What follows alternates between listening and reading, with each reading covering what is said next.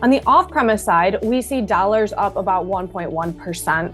And that's positive for us, but I think we're getting towards this place of dollars are good, but where is the volume?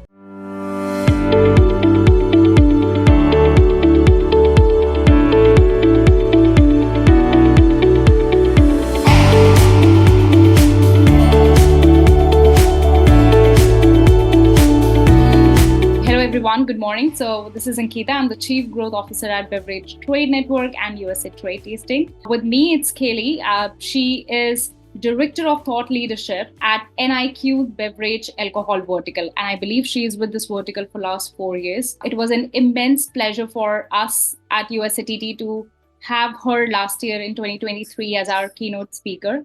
And we are super excited to have the NielsenIQ team again back with us in 2024 USATT Trade Tasting. This is a pre-conference that we are doing, and I'm excited that I love the concept because what we are doing right now is we are just kind of rewinding 2023 to see what happened where we left 2023. And now we are coming back to 2024 with what are the trends which are going to pop up, what sort of behaviors are we expecting. And as she said, that there's an exciting element of RTDs, which is in the picture. So all right, let's begin. And I hand it over to you, Kaleigh. Awesome. Thanks so much, Ankita, for introducing me. Kaleigh Theriault here. As she mentioned, I've been working on the Beverage Alcohol Vertical at NielsenIQ for the past 4 years.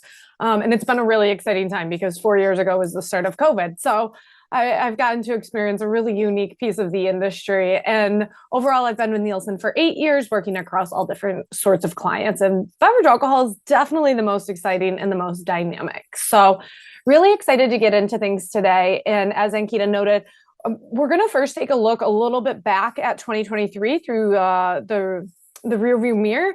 And then we're going to focus on 4 trends that we've identified later last year on what we expect to see this year across the beverage alcohol industry. So we'll talk about shifting shopper behaviors and how the movement towards moderation and consumption habits are changing among different generations and stuff, which then ties into the dynamic demographics, where we'll dive a little bit deeper into how Gen Z are different than past generations, as well as taking a look at the older demographics within the US as well. Then we'll talk a little bit about the psychology of premiumization. And I know there's lots of questions all the time and the media throws out there, is premiumization still a thing? And it's still very strong. So we've got some data to put behind that, as well as a couple of macroeconomic trends that we know are impacting beer, wine, and spirits pretty heavily.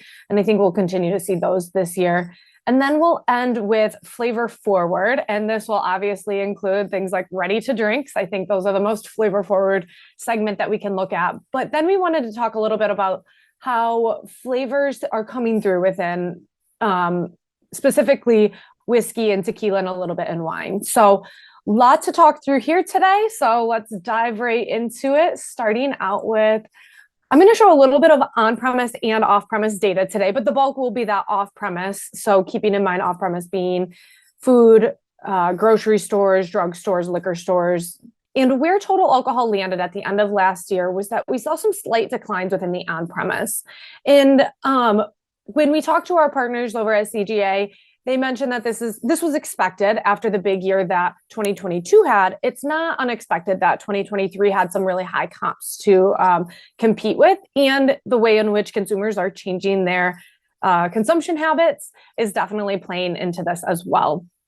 On the off-premise side, we see dollars up about 1.1%, and that's positive for us, but I think we're getting towards this place of dollars are good, but where is the volume? And that's a question that a ton of our supplier partners, a ton of the retail partners are having to answer. And the volume is going to be tough to come by, especially as we look at things like premiumization and the impacts of ready to drink specifically. So we'll get into that a little bit more, but the end of 2023 ended with almost $90 billion in dollar sales.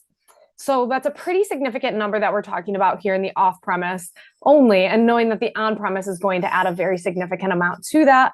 Volume, again, is going to be a little bit lower. And when we break it out across beer, wine, and spirits, we can really see the difference between value and volume and the disparity that exists here. And 2023 was really defined by this. I think in every presentation, we talked about the differential in beer, that they took price in late 2022, and that's really impacting 2023 numbers, especially that volume. So for beer, we see about a 5.5 point differential there. I'm going to switch over to the wine side on the far right, where we see declines in both dollars and EQ volume. And I think that's to be expected. The wine industry has been facing some declines and some struggles around recruitment and what's going to be happening there. And that's all on top of some of the macroeconomic trends that I'll touch on as well. Spirits in the middle looks relatively positive. Overall total spirits, including those ready-to-drink items, dollars and volume are both strong. But as I mentioned, spirits is definitely a category that's being positively impacted by ready-to-drinks, and beer and wine are as well. So when we look at, if we scrape out those ready-to-drink items from beer, spirits, and wine and group them together on the far right, we can see ready-to-drinks growth is strong, not surprising there with the trend of spirits RTDs. Volume is lagging a little bit. But really what I want to focus on are the three mega categories excluding those ready-to-drinks.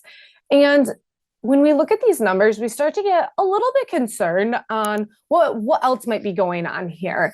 I think overall it looks positive, but when we pull out those ready-to-drink items, we're seeing, specifically for spirits, we're seeing dollars flat and volume declining.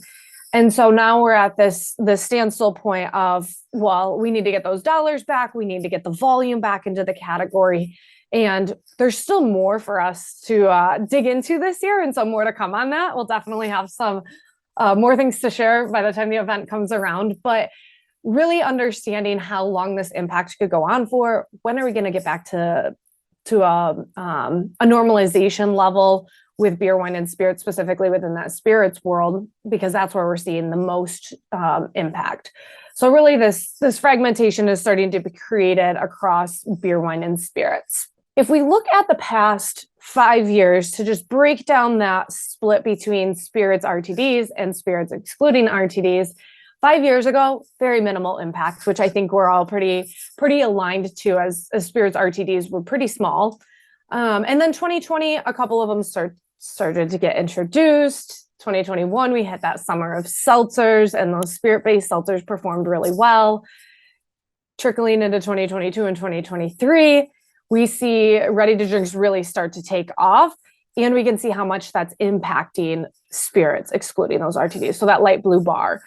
But what we want to call out here is when we look at this dollar trend, the light blue bars here are still doing relatively well year over year. And we're still up in 2023 versus those 2019 pre-COVID comps. We don't want to go too far back in time talking about what occurred during COVID, but dollars are stable. But we recognize that a lot of that is impacted because of the price increases that a lot of suppliers have taken across the different categories. And so if we were to look at this from a volume perspective, we know that there would be quite a bit of lagging still on that side. So volume is going to take a little more time to get back to that normalization level. I think in the past, we might have shared a slide similar to this, or you might have seen one to understand the buying households of beer, wine, and spirits. And in the chart on the left-hand side, each part of this Venn diagram, each bubble does include ready-to-drinks within their respective bases. So the beer numbers will include seltzers and malt-based seltzers and FMBs. The spirits numbers will include those spirits RTDs. Wine will include the wine RTDs.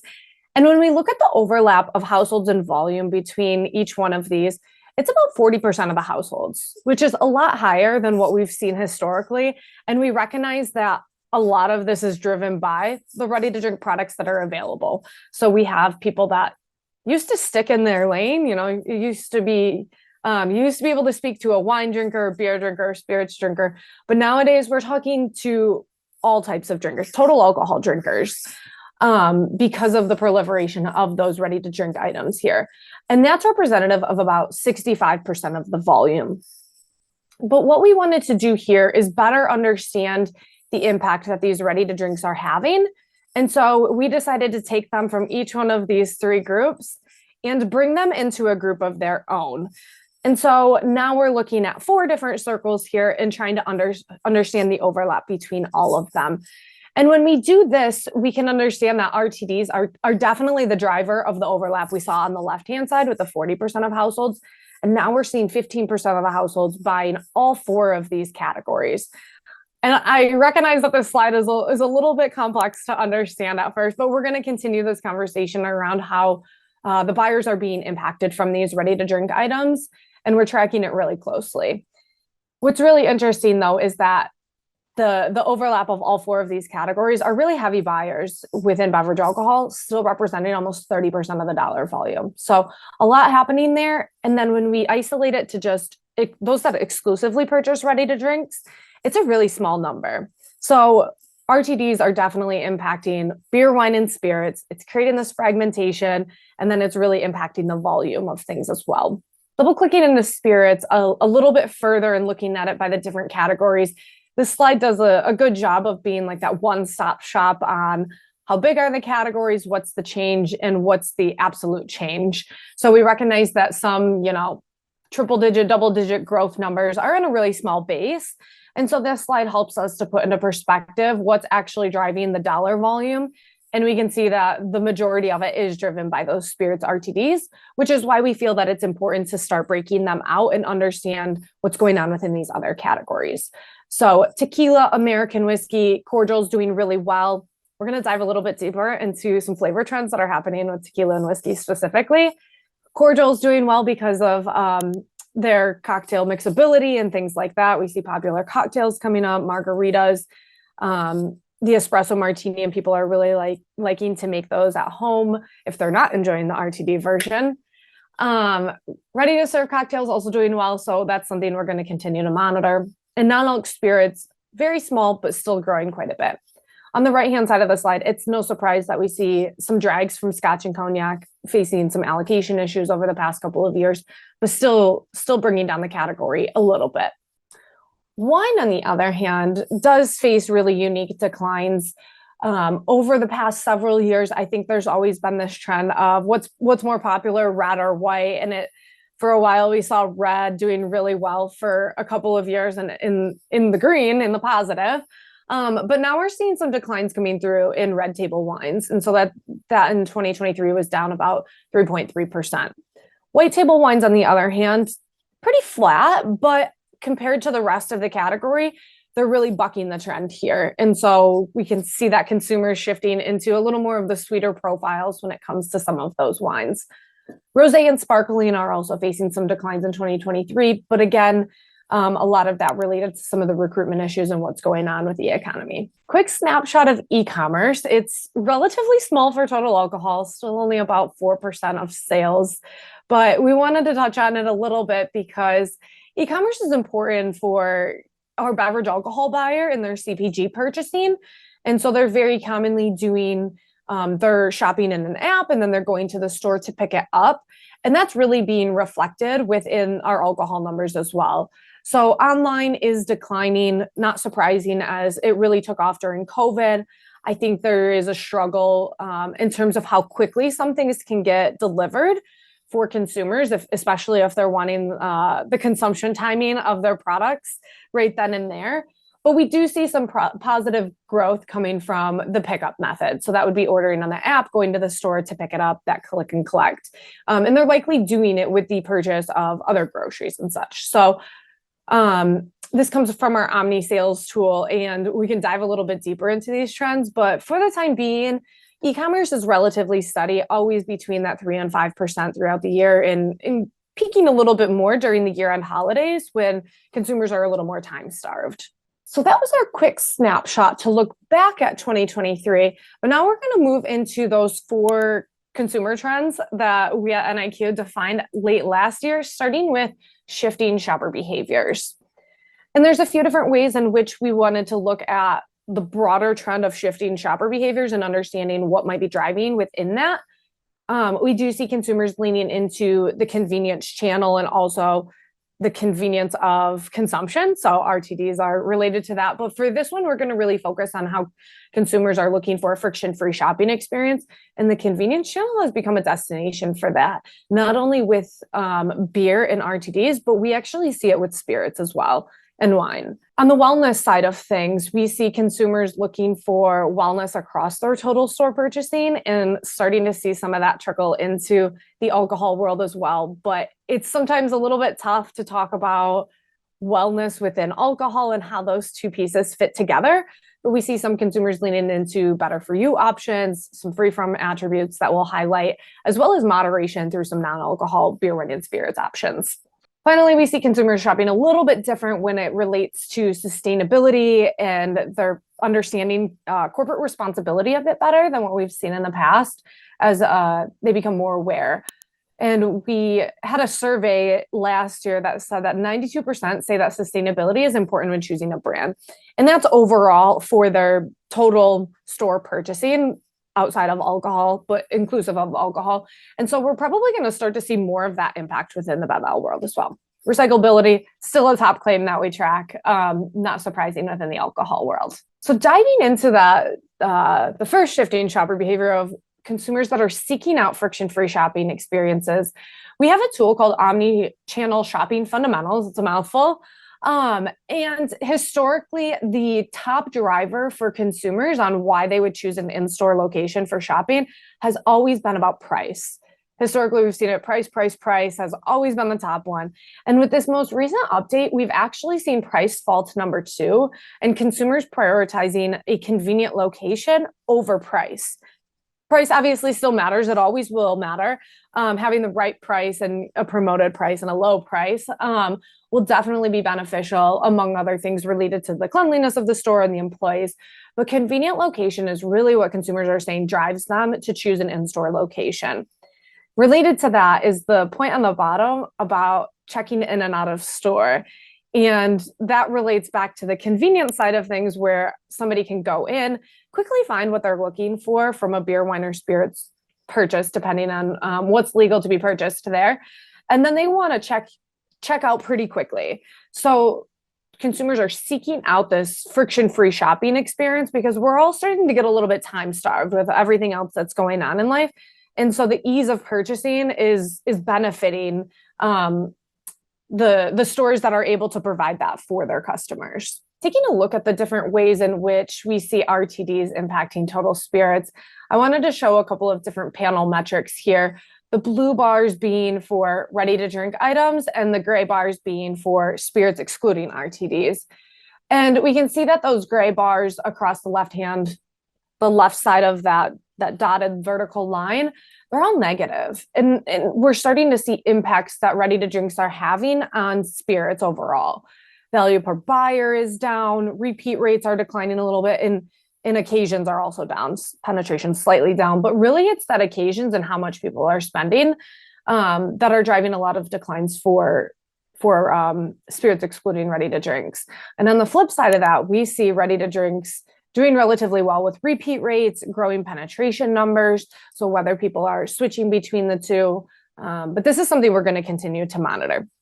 Now, the two bars on the right-hand side sort of have an inverse relationship to the other ones, where a decline in purchase cycle or a reduction in purchase cycle is a positive thing, actually. So it's a downward bar, but it's a good number to see the number of days between purchases decrease. So that means somebody's coming back to the store more often. And what we're seeing on the flip side of that is that spirits excluding RTDs is starting to extend that purchase cycle a little bit. And that's what we want to keep track of, especially closely, because we don't want to extend that purchase cycle too far, because that's when we start to lose some of the buyers within the different categories. So we're going to continue to track this with and without those RTDs, but definitely seeing an impact here within spirits, and it's likely something we're seeing across beer and wine as well, and we'll dive into in future analyses. I touched on wellness a little bit, and wellness is definitely that, I call it like an oxymoron within beverage alcohol, but we see consumers seeking out attributes related to what they're putting in their bodies, what's better for them, and also what's better for the planet. And within alcohol, we see some of those coming into play. I think across total alcohol, a lot of numbers on this slide are going to be driven by those RTD items that are calling these attributes out on package. But we do recognize that alcohol isn't super transparent in labeling. Typically, a bottle has as few words on it as possible. And we also recognize that there are restrictions on what can legally be stated from the TTB on products. But when we do see call outs or claims on package, like free from high fructose corn syrup, no sugar added, free from additives, we actually see the products that have those tagged attributes growing faster than the overall category. And so they're definitely seeing a boost from, the combination of attributes, having one or more of these, among other things like flavors and such. We also see products that are socially responsible and eco-friendly certified, driving a lot of growth here as well. So something we're going to continue to track across the total store, all beverages, alcohol, and then we're going to break it down a little bit more in the future too, to understand, are more attributes being placed on the package for a lot of these items, as consumers kind of are seeking out that transparency on what they're consuming. Non-alcohol is a trend that we've been talking about for the past couple of years, I think. And with Dry January just finishing up, it kind of has pushed us into this new place with non-alcohol beer, wine, and spirits. And this slide focuses on some on-premise survey data that we have through our CGA partners. And in the past, it showed 1 in 7. And now this number, with the inclusion of Dry January, is up to, has dropped, I guess, but the number has risen to 1 in 5 consumers. So almost 20% of consumers in the on-premise have tried a non-alcohol beer, wine, or spirits product. It's a really significant number when we think about the size of these products and some of the questions we get around them. But what's even more interesting is that if we isolate it to some of those younger ages, 21 to 34, we see this number jump up to almost 30%. So there's definitely an interest among all generations within the on-premise for a variety of reasons related to responsibility or looking to moderate consumption. But we see it even more among younger consumers. One question we got a ton is, and I think the media always asks about Dry January specifically, but what we're starting to see through the popularity of these non-alcohol beer, wine, and spirits items, we're seeing non-alcohol bottle shops pop up in city. We're seeing dry bars, so completely alcohol-free bars coming into the market and opening up. We're seeing a lot of signs just beyond Dry January. I don't think a lot of these things would be happening if it was just a single month out of the year, but really we're starting to see this be a broader trend of moderation. And the consumers that are drinking non-alcohol beer, wine, and spirits or purchasing non-alcohol beer, wine, and spirits, it's a little bit of a misconception to assume that they're all sober consumers, because they're actually not. When we look at some of our data, we see a significant number of consumers also still purchasing alcohol-containing products. So that's another indication of moderation that we're seeing with consumers, where there might just be an occasion where they would normally drink a soda, and now they're able to feel like they're a part of the party by having a non-alcohol glass of wine or making their favorite cocktail, but without having to consume the alcohol for whatever reason it may be for the evening. But definitely a lot of signs of moderation here. And I think one of the more interesting pieces to me is that there are some states, and I was in North Carolina recently and was in a CVS drugstore and saw that they carved out an 8-foot section for non-alcohol products. And they're not legally able to sell traditional spirits or wine within the store. You have to go to, an ABC store for spirits specifically. But it was just incredible to see that they're even making room for these products on the shelf and recognizing the trend, and trying to capitalize on what's going on here within the alcohol world and moderation overall. The other piece of moderation, and I guess I had a couple photos on the last slide, was some traditional RTD brands that now have non-alcohol products. So White Claw and Loverboy are big names within RTDs, and they've introduced non-alcohol products. And I think the consumer has a little bit of confusion around these products, but really the strength of these brands is allowing them to push into the non-alc space and capitalize on that brand equity that they have and still make their consumers feel like they're a part of that party without feeling pressured to consume that alcohol. Over the past several years, we've seen some crossover of non-alc beverages and beverages, and we're starting to get a huge mix of not only going from non-alc to alcohol, but now we're going back from alcohol to non-alcohol. So this is another trend that we're continuing to watch on what's going on.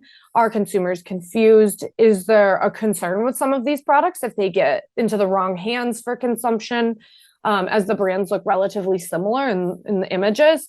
But we recognize that it's creating some challenges when it comes to the shelf and some different.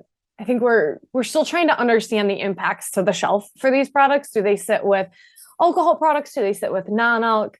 But definitely something that we're seeing come from this trend of moderation. These non-alcohol products are really coming to light. Now focusing on some of those dynamic demographics, we're going to talk a little bit about Gen Z, 21 plus Gen Z, of course, how they're a different generation than what we've ever seen historically. But we also don't want to forget about the other end of the spectrum, and we're calling it the grain of America. And across all 4 generations or 5 generations, we are seeing changes in income levels and different macroeconomic impacts. And then we're also seeing some very large impacts tying to somewhat of the Gen Z with diversity and some multiracial shifts that are happening within the US. And we're going to focus a little bit more on the Hispanic population and the significant buying power that Hispanics do represent. Through some of the on-premise survey work that we've done, we've asked consumers, where do you spend more money? Do you spend it more in stores? Do you feel like you spend it more in bars and restaurants? Are you not sure? And overall, I don't know how surprising it is, but it's sort of an equal split between in-store and bars and restaurants, with a little bit more being spent in stores, especially as we come out of COVID times, and bars and restaurants have been a little bit more impacted by inflationary pressures. But what's really interesting is when we focus on that younger demographic, again, that 21 to 34, I feel like they're the exception to all these trends that we look at. But when we focus on them, they're actually saying they spend more money in bars and restaurants. So that's a really positive thing for us to think about with the on-premise specifically and what that could bring for us. And we also recognize that there could be some concerns with younger generations in their off-premise purchasing, which we do start to see translate through some of our household data. I think there are a lot of concerns that we've heard from the media, from suppliers on like what's going on with this generation. But we want to slow everybody down a little bit and focus on the size of the generation, how they are different, and what maybe we can learn from them. And how are they going to be changing over the next several years as more and more turn of legal drinking age. So the first thing that we wanted to focus on was that 6% of Gen Z, 6% of beverage alcohol buying households are Gen Z head of houses. And so this means that it'll be Gen Z that are on their own. They are doing their own purchasing. They're not currently living in their parents' basement still. They're definitely in power of their financial situation. And so this number is relatively low when we look at it, knowing that it's going to grow to be a really significant portion of BevAl buying households. But still, the bulk of our buyers are within those older generations, millennials and boomers, and some within Gen X. One of the more interesting points that has been out in the industry from us for a little while is that we asked Gen Z, how often do you drink? 45% told us they've never consumed alcohol. And this number feels, I think everybody pressure tests this number a little bit differently. But what we wanted to look at was, how does it compare to other generations? And we can recognize from this slide that dark blue box is definitely higher than other generations that have never consumed alcohol. But the other thing I want to highlight is that the 45% from 2023 is actually lower than what we saw in the previous year. So it was over 47% a couple of years ago. And so that number has fallen. So I think as we continue to track the buying habits of this generation, we'll start to see them change a little bit, and more buyers are going to come into alcohol, and we're going to give them more time to see what they like too. The biggest thing with Gen Z, or a couple different things with Gen Z and why they might be lagging a little bit, they are a generation that was raised more heavily with social media. And we hear that they don't want to be caught on camera or somewhere out there doing something that they wouldn't want to be put out in public or on the internet to happen to them. So they are a little more reserved, but we also know that we just haven't, they've had a different coming of legal drinking age experience. I think that these consumers are still between 21 to 24. And when many of them became legal drinking age, it was mid-COVID. And what do you do when you turn 21? You go out to the bar, you figure out what you like from a cocktail perspective, you sample different types of drinks. And we really know that on-premise trial is going to influence that off-premise purchasing. And so we just haven't seen as much of an influx within the on-premise of these, giving these consumers a chance to figure out what they like and what they might buy. So definitely lagging compared to other generations and something we're tracking really closely. Where they're buying is definitely aligned to what we're seeing across other generations. There's usually another slide I have to go with this among a ton of other Gen Z slides of data, but they definitely shop at all the same retailers we're used to seeing, like Walmart and Kroger and Total Wine and more. But what we wanted to do here was focus a little bit more on where they over-index with their purchasing. Where are they more likely to spend their beverage alcohol dollars compared to the average BevAl buyer? And what we see with Gen Z is that they're really leaning into some of those health and wellness chains like Whole Foods, Target, Trader Joe's. Millennials, we see Instacart popping. We know millennials have families most often. And so they're a little more time starved. Target, not surprising, popping up here as well. Gen X is starting to lean a little bit into some different channels like CVS and Dollar General. And then with boomers, no surprise that Florida might be weighing a little bit heavier for these consumers with Publix popping up. But definitely they are shopping in the same places we would traditionally find our BevAl shopper, but more likely to be found among these other retailers. I also wanted to understand what is driving their purchases a little bit different.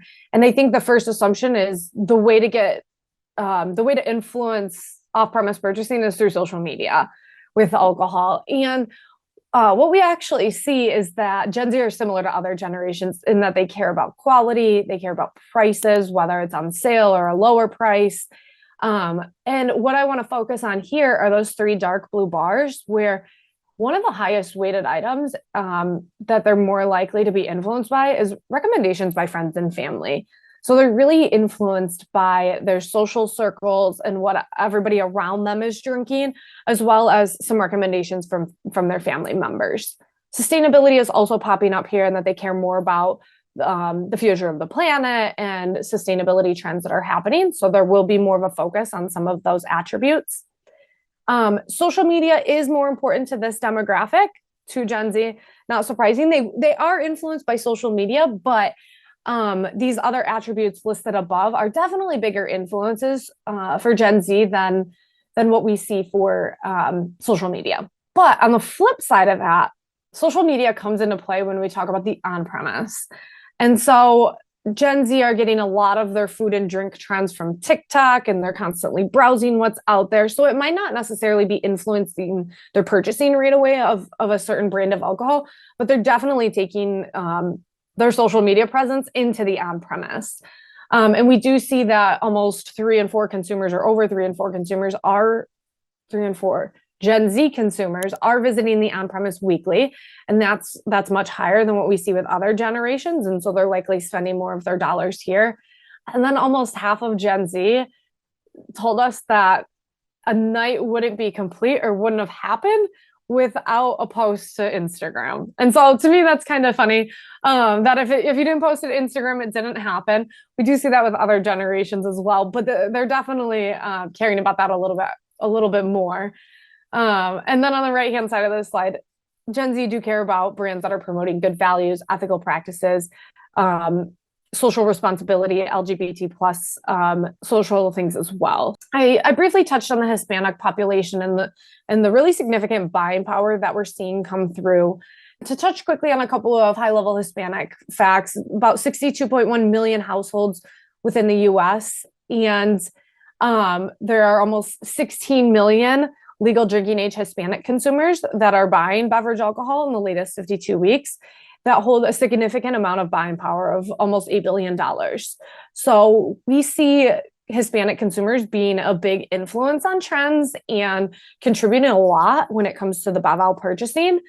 But we also see Hispanic influencing coming through in the different products that are being consumed, like imported beer, as well as some flavor trends that we'll look at in the last section. On the other end of that scale of Gen Z and what's going on there, we have this idea of the grain of America. And we saw that a very heavy amount of beverage alcohol buying households are boomer households. But what we have to keep in mind is that once these consumers hit retirement age, their income levels are going to significantly drop off.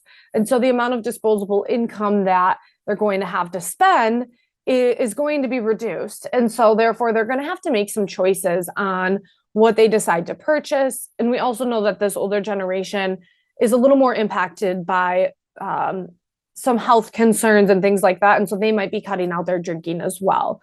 So Gen Z, we have some different dynamics going on, as well as the other end of the spectrum with the grain of America. And the generations in the middle are also being impacted through debt in a significant amount of credit card debt, student loan debt.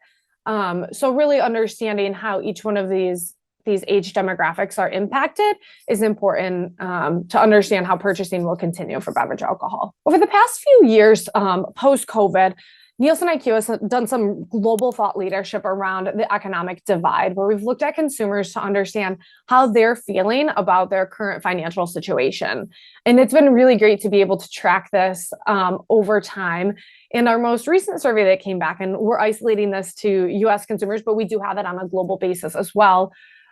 Just about a third of consumers are classified as vulnerable consumers. Those that feel like they're struggling or they're still on the way out of struggling or kind of falling into a struggling place with their current financial situation. What we do know is that the vulnerable consumers on this chart do make up or represent a little bit less of the buying volume within beverage alcohol. And so our cautious, unchanged, and thrivers are definitely more of our heavy buyers for BevAl.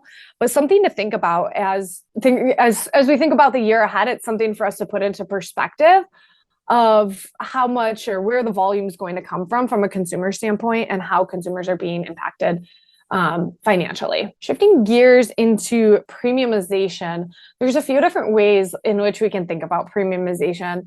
And the first way is through premium brands. I think that's the traditional way we might think about it within spirits as well, where we have those premium plus brands that are premium, super premium, ultra premium. What are the trends happening there? And we have a lot of good data to highlight that. But another way in which we can think about it is through premium experiences. And we have some really good on-premise data that we'll look at to show how consumers think about the on-premise as being a premium experience all around. So on-premise is definitely more premium than something in the off-premise, and the dynamic that happens there. And then again, those economic conditions that we're seeing with consumers are going to play into or are impacted from some macroeconomic trends that we're also seeing. But we do have a very confident consumer at this time. What we're hearing is that consumers still feel like the economy is good, though they may not feel like they're necessarily thriving. There's definitely some positive impacts that we're seeing over the latest periods from that confidence perspective. And that feels good for beverage alcohol, especially because we know it's a little bit more of an affordable luxury and a splurge that consumers are willing to make. And what that idea sort of gets into is this idea of the split brain budget. And this is something that the Wall Street Journal talked about last year around, I think the example was like shopping at the dollar store and my Gucci sneakers. Really, the consumer is cutting back in certain places of their life in order to splurge in other places. So a consumer might be going into the store looking to purchase their traditional items within food, and they might grab some private label paper towels. And then when they get to the alcohol aisle, they're still more focused on the brands that they would traditionally buy and that premium experience through drinking the alcohol brands that they want to. So late last year, we saw that 60% of consumers are still willing to buy more premium and quality products. And that was through the holiday season. And so that's a relatively positive thing for us to think about, that despite cutbacks in other areas, alcohol still remains relatively positive from a premiumization standpoint. Now, in the on-premise, we asked consumers what would happen without the on-premise, I guess. And 1 in 3 consumers said that they would be lost without the on-premise, which definitely makes sense. And I'm surprised this number is not a little bit higher, actually, especially after coming out of COVID timeframes when we all, I think, learned that the social aspect of life is definitely has a positive effect on all of us. And we did see a huge surge in on-premise visitation after COVID and consumers wanting to interact with one another in all sorts of ways over food and beverages. But really surprising that 1 in 3 said they would be lost without it. And then we asked consumers, do you plan to spend the same, less, or more in the future? And we had a quarter of consumers telling us that they're planning to spend more in the on-premise. And this could be thought of in 2 different ways, that they do plan to have a little more of a premium experience when they're visiting the on-premise, or they might expect that prices are going to be a little bit higher, and so that's going to impact them when they are in the on-premise. So they already have there is a set of consumers that already has the idea that they're going to be spending a little bit more. Another question on the survey was around, if you were given a fixed amount of dollars, how would you purchase your drinks? Would you buy 1 to 2 quality drinks, or would you buy 5 value drinks? And the overwhelming majority, 70% here, said that they would prefer to buy 1 to 2 premium or super premium quality drinks when they're in the on-premise versus buying those value priced drinks. And that really tells us that this premiumization trend is strong. But I think it also gives us a slight indication of consumers leaning into potential moderation, and that they'd rather drink better products and not necessarily more, especially if they're on a fixed budget. So really interesting question, and something we're going to be tracking within the on-premise. And it's also something that we are tracking in the off-premise. So on the top here, if we look at premium plus spirits over the past few years, dollars and volume have been relatively stable as a share of total spirits. So premium plus, again, being premium, super premium, and ultra premium products, relatively stable for share of spirits. But when we exclude those RTDs, we actually see that the premium plus volume is falling a little bit versus 2 years ago. So it's something we're going to dive into a little bit deeper and understand the impacts, again, that those ready to drink products are having on overall spirits shopping and how that's impacting somebody's repertoire.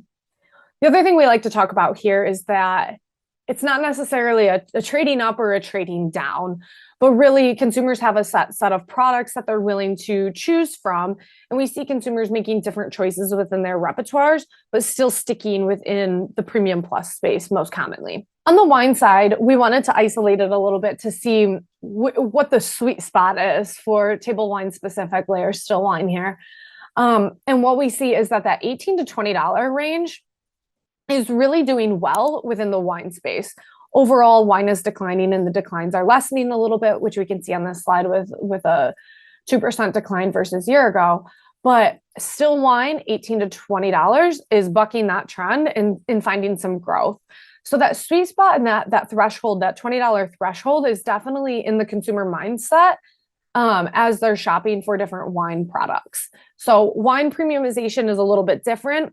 We see some higher end wines facing declines, some of the value ones also declining, but that sweet spot between $18 and $20 and not crossing over that $20 threshold has shown to be successful within wine. Again, these 5 price tiers that we track across spirits, we can look at them within the on-premise as well. And we see that very strong within on-premise consumption. All 3, ultra, super premium, and premium, showing growth in the latest period. I think if we would have looked at this a year ago, we also saw value coming through a little bit, but now both value and mid are losing some of their share that they've had of the spirit space within the on-premise. We know that bartender recommendations historically have been really important in the on-premise, and maybe not so much. I think we talked about the friction-free shopping experience that consumers want in the off-premise, where they know what they want when they go into the store. About 80% of the time, the consumer already knows what category they're going to purchase or what brand they're going to purchase when they walk through the threshold of the store. But the on-premise proves to be something a little bit different here. And what we see is that consumers are willing to more likely, or definitely more willing to order a brand or a drink that the bartender recommends. And that happens almost 3 and 4 times, which is pretty high when you think about the influence that the bartenders do have on a lot of brands and the products that are being consumed. I especially think of this when I'm trying to select maybe a little bit more of the beer space, or trying to figure out which wine you want off of the menu. Typically, the waiter or waitress will give you more of an indication of, which one might pair better with your dinner. And then you're likely to say, yeah, I'll go with that one as well. And so the weight that's carried there is definitely important in the on-premise. Closing out here on flavor forward, the traditional way in which we think about flavor comes through in products like ready to drinks, where we have all the fruit flavors and you have to have a mango and a black cherry and all of the different flavors there. But we're also seeing flavors come into beer, wine, and spirits in different ways. Beer, we're seeing some certain flavors pop through in the craft space. And then we're going to dive a little bit deeper into spirits here with different ways to think about flavor. And then with wine, we do see consumers leaning into some sweeter wine varietals and segments.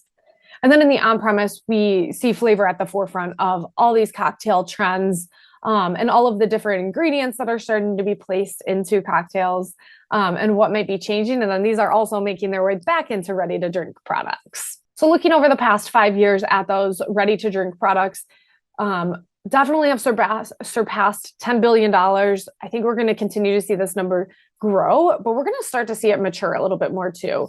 We've seen seltzers face declines over the past year. FMB is still performing well. Wine RTDs are declining. Spirits RTDs obviously had a boom again this year, representing about 12% of total alcohol. So RTDs aren't going anywhere anytime soon, but starting to recognize the impact, both positive and negative, that these might be having on consumers is going to be at the top of our minds this year. And so we'll definitely have more to share in the upcoming months on this. But RTDs really at the front of that flavor trend. On the spirit side, I think we traditionally think about flavored and unflavored spirits, especially with something like vodka. And we're starting to see that come through within the whiskey space as well, with flavored whiskey up 2% versus year ago, driven by flavors like pineapple and caramel. We still see cinnamon being popular. Historically, we've seen peanut butter popping up within the whiskey space, but we're starting to see more and more things like barrel ages and different finishes that are being placed on whiskeys and scotches that are driving a pretty significant amount of growth. And they're up 10% versus year ago. And though it might not be a specific flavor infusion like pineapple and caramel have been, but the barrel aging is definitely creating a different flavor finish on so many of these products, and consumers are recognizing that and leaning into what might be differentiated there. But it's a slightly different way for us to think about flavor from that traditional way. And the same thing goes within the mezcal and tequila space. And we can think about flavored and unflavored tequila as well. And we see flavored tequila up 10% versus year ago, but it's on a relatively small base, still only about 2% of overall tequila. But we see flavors like spice, habanero, jalapeno, as well as fruity flavors like mango and coconut coming through. And a combination of flavors are also starting to evolve here, which has some particular influence that we'll cover on the next slide. Another way to think about flavors through something like a mezcal, which has more of that smoky flavor for consumers, but is classified as an unflavored tequila. It's still a traditional or unflavored view of it, but it does have a different flavor profile for the consumer, and it creates a different flavor in something like a mixed drink or a margarita. We also see Cristalino is another style that is impacting the agave space, and it's growing about 20% versus year ago. And similarly, but a little bit different from mezcal, it is made as an añejo, and then Cristalino is then placed as a special filtration method. And it does create a different finish for the tequila. So it might not be classified as that flavored spirit necessarily, but it does create a different drinking experience for the consumer. I briefly touched on some Hispanic influences that we're seeing, not only from consumers, but also in the flavors that are being introduced across beverage alcohol. And so we're getting a combination of sweet heat in some products. So we're combining that mango with the habanero and mixing them together. Spicy margaritas are still super popular in the on-premise. We're also seeing other Hispanic influence coming from the mezcal products, other agave spirits coming to light. Tamarind is a new flavor that's been popping up, and I think is a little bit different for historical U.S. consumers, but they're really really good flavors that are coming into the spirits world. We also see some indulgent flavors, which we touched on a little bit within the whiskey space with caramel, toasted coconut, but really rich flavors are starting to evolve here. In the on-premise, we see both of these coming to light. in cocktails. And what's interesting is if we split these into popular summer cocktails and popular winter cocktails, we see different popularity here. So summer, not too surprising that we see people leaning into berry and fruity and citrus and different sparkling wine cocktails, things that feel very refreshing and cooling, especially in the heat of the summer. And in the wintertime, we see the opposite, where consumers are leaning into more of the heat. They're enjoying coffee flavored, like an espresso martini feels very wintertime and holiday-ish, along with the creamy based cocktails, cider cocktails, and very boozy type cocktails. So definitely some different flavors that are going to continue to evolve in the on-premise, and we're going to see these trickle into those off-premise ready-to-drink items and even spirits items. So to bring this back all together at the end here, we have these 4 trends. We're going to continue to monitor them really, really closely, but they're all sort of interconnected with one another, even though we've defined them separately. But there's a lot of change that's happening across the beverage alcohol industry that this year is going to be like unlike any year that we've seen in the past. And I think every single year that I've looked at beverage alcohol data over the past 4 years has been different than the prior year. And that's just going to continue to change. But some things will stay the same around ready to drinks being popular, Gen Z being a little bit different in their purchasing. Premiumization is still going to be alive and well, and ready to drinks, again, not going anywhere anytime soon, along with that trend of moderation. So that brings me to the end of the slides. And Kita, do we have any questions? Yes. First of all, amazing, Kaleigh. Thank you so much. So I think it gives a lot of insights, and a lot of decision making can happen if we read these data correctly. So I have got a couple of questions which I think have been answered in the slide, but in case if you have anything different or a perspective. So the question 1 is, which spirits categories offer biggest opportunities in next 12 months? And we'll see growth continuation. So I saw a little bit of whiskeys doing good, cordials and all, but if you just want to answer it on your way to which spirits categories are going to grow in next 12 months. Yeah, in terms of dollars, we'll definitely still see ready to drink driving a ton of the dollars. But again, if we scrape those out of spirits, I think we're going to see a little bit more of a struggle. But tequila, whiskey, definitely still going to perform strong. I think some of the other categories might see some positive dollar growth just because of allocation issues that existed last year and lower comps to come up against. But definitely flavor forward products within these categories are going to come to light more so than the unflavored. And that's definitely what the consumer is asking for. And then I think the small spot that we've been talking about for a couple of years is ready to serve. John and I have a little bit more of an understanding, or we think that, I guess we've said it probably before, maybe we're a little bit more bullish about it. We think that those could become more and more popular as consumers understand the economies of scale that come with the larger sized ready to drink or prepared style cocktails, to where they can share them in a group setting without having to have a bunch of individual cocktail cans and things like that. Which top 3 states in US is going to offer more growth opportunities for spirits and wine sales? Yeah, we didn't dive into any state level data today, but we definitely have some from our 2023 year in review. California is definitely such a large state for all categories, and I think that's going to continue to be the case. And over the past couple of years, we've heard that California may or may not change some legislation around ready to drink products, and they have made some changes here and there on them. But if that does happen with spirits RTD specifically, I think that could offer up a big opportunity within California. Florida, still going to be a major market, especially among the older generations that are a little more over-indexing there. New York, going to be a big market to determine some of those cocktail trends and figuring out what's going to be popular for flavors and stuff as well. And I think the metropolitan cities that have the mid to younger consumers, those 21 to 34-year-olds, so the younger millennials and Gen Z 21 plus, are going to be really important to keep track of across the states in which they're more concentrated. And Texas is another big one that I think will always drive some different trends, but that more so, well, across all categories, but definitely in beer as well, as spirits and wine.